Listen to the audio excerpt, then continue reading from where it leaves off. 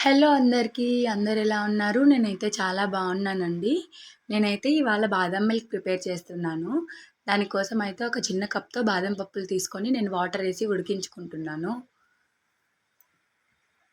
అలా బాగా ఉడికించుకున్న తర్వాత బాదం పప్పులన్నీ ఒక ప్లేట్‌లోకి తీసుకొని దాని మీద ఉన్న పొట్టు మొత్తం తీసేసుకోవాలి.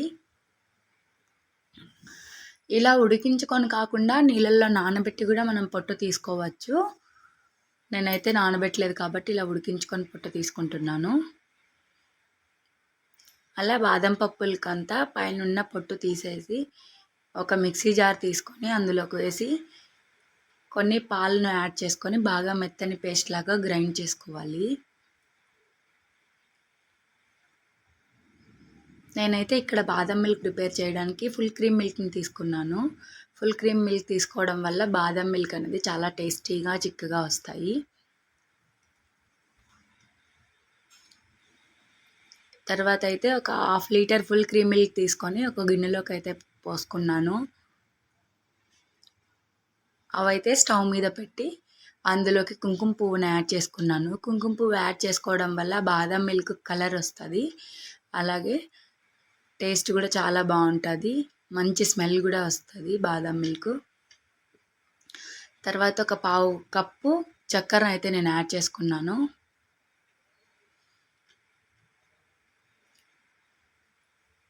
ఇప్పుడైతే మనం ముందుగా గ్రైండ్ చేసి పెట్టుకున్నటువంటి బాదం పేస్ట్ని అయితే అందులోకి యాడ్ చేసుకొని అలా కలుపుకుంటూ మీడియం ఫ్లేమ్లో ఒక 15 నిమిషాల పాటు వేడి చేసుకోవాలి.